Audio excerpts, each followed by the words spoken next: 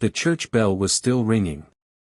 When the gunshots cut it in half. Not faded. Not slowed.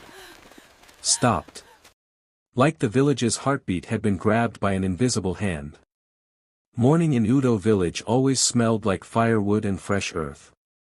Children chased each other between huts. Women spread cassava to dry. Goats argued with ropes tied to their necks. And Amina sat outside her small home, braiding little Sada's hair. Sit still, Amina laughed. Do you want your braids to look like a bird's nest? Saad giggled. Mama says I'll look beautiful for church. You already do. The church bell began to ring. Dong. Dong. Dong. Amina closed her eyes for a second. That sound, she said softly, means we're still safe. She didn't know it would be the last peaceful thing she'd hear. The first gunshot sounded like a stone hitting metal. Nobody moved. The second one made birds explode into the sky. Then came screaming. Run! Men burst into the churchyard. Faces covered. Guns raised. The bell rope swung wildly as someone dropped it. Dong! Silence. Amina grabbed Saad. Gunfire. Smoke. Feet pounding. A mother fell. Someone shouted prayers. Someone shouted for their child. Amina, her younger brother Daniel yelled from the church door. Amina. She ran toward him. A hand grabbed her arm. It was Musa. No. Don't go there. But Daniel. More gunshots. Daniel disappeared into a crowd of armed men dragging people away. And just like that. He was gone. The village was too quiet. Not peaceful quiet. The kind that screams inside your ears. Amina walked into the church slowly. Benches overturned. Hymn books on the floor. She saw it. Daniel's small sandal. She dropped to her knees. No, no, no, no. Her voice cracked like dry wood. Behind her, someone wept. Someone prayed.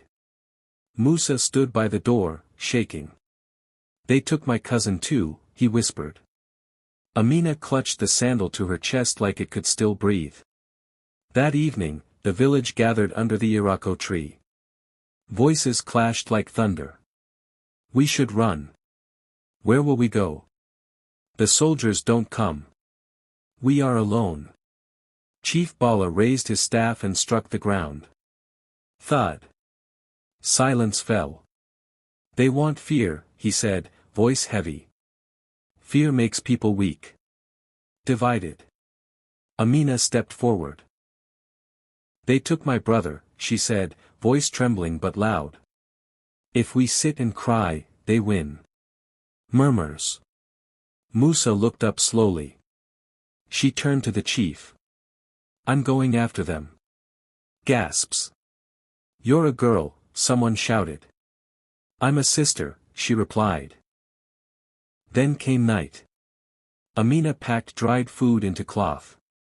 Her hands shook. Musa appeared at her door. You can't go alone.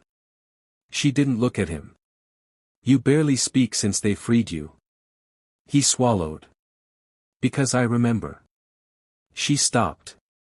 They keep them in forest camps, he continued. I escaped once. I can lead. Chief Bala stepped into the doorway.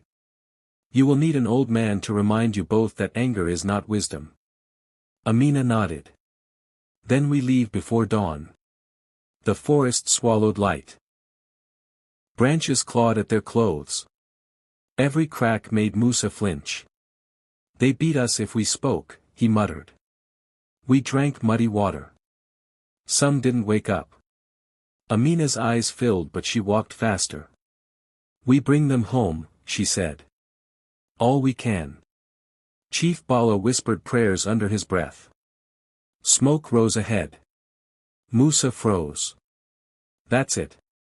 Through bushes, they saw them. Villagers. Tied. Thin. Afraid. And armed men laughing near a fire. Amina stepped out. Musa grabbed her. Are you mad? She pulled free. If I hide, I'm already defeated. Stop. Guns turned toward her. She walked forward slowly, hands empty. I came for my brother. A tall masked man stepped forward. You came to die. I came because I love someone more than I fear you. The man paused. She saw his eyes. Tired. Hungry. Human. Why do you do this? She asked. His jaw tightened. Because no one came when my village burned. Silence. We begged too, he said quietly. No soldiers. No help. Only hunger. Amina's voice broke. So you make others feel your pain. His eyes flickered. Behind him, captives cried softly. Musa stepped forward, shaking. I was here, he said. I watched boys die. Does that fill the hole in your chest? The leader's hands trembled. For a moment. He looked small. Shouting erupted in the distance. Soldiers. Gunfire exploded. Chaos. Run. Chief Bala shouted.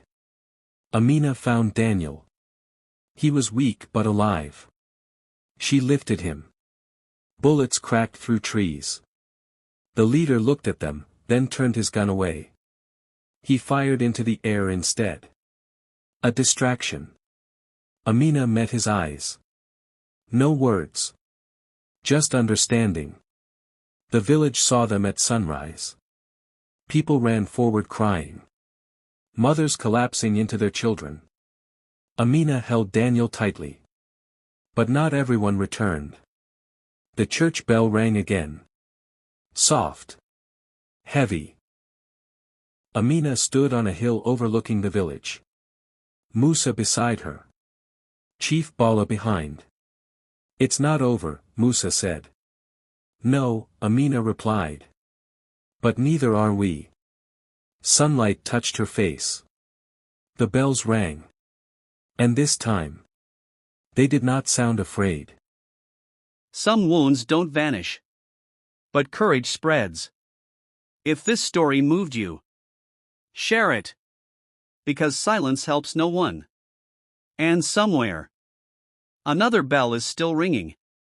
If you enjoyed this story, kindly like, comment and subscribe to this channel for more amazing folklores like this. What country are you watching from?